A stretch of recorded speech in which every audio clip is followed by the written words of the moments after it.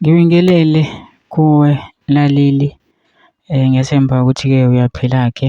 Mina-ke nje ngizocela kuwe-ke laphana-ke ukuthi-ke mawukuthi-ke usamusha-ke kulona-ke leli khasi-ke leli-ke, noma-ke kuwukuthi-ke uyaqala ukungena kulona-ke wenze nje okulungile-ke laphana-ke ungixhase-ke ucindezele-ke ibhathini usubscribe nje akubizi imali kumahhala nje ukhisho nesenti-ke elimnyama-ke leli-ke khona uzokwazi phela ukuthi-ke uqhubeke uthole nezinye-ke iy'ndaba-ke ezintsha-ke nje engizobe ngikufakela zona-ke kulona-ke ikhasi-ke leli-ke kusukela-ke manje-ke ukuze ungakuphothi-ke lezo y'ndaba ongenza njengamanje ukuthi-ke ungabe ucindezela-ke ibhathini subscribe njengamanje-ke.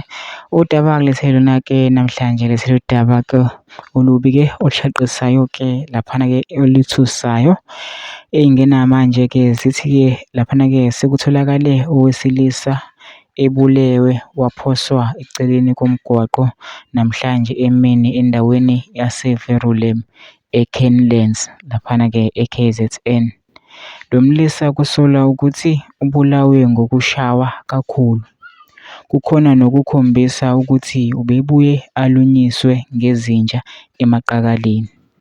Uthena-ke masefile-ke laphana-ke seshonile-ke base bamthatha-ke bamlahla-ke eceleni komgwaqo-ke laphona la kunesikhotha-ke khona-ke wafika-ke ama-security aka-ROSA-ke amthola-ke laphana-ke. Manje ngicela laphana ukuthi ngene ema-comment section-ke ufushe uvo lwakho ukuthi na ucabangani-ke ngalo-ke lolu daba-ke lolu-ke bese wenze kulungile nje ungixhase ucindezele-ke ibhathini usubscribe nje akubizi imali kumahhala nje ukhisho nesenti-ke elimnyama-ke leli-ke khona uzokwazi phela ukuthi-ke uqhubeke uthole nezinye-ke iy'ndaba-ke ezintsha-ke nje engizoke ngikufakela zona-ke kulona-ke ikhasi-ke leli-ke kusukela-ke manje-ke ukuze ungaphuthizwa iy'ndaba ongenza njengamanje ukuthi-ke ungabe ucindezela-ke ibhathini usubscribe njengamanje.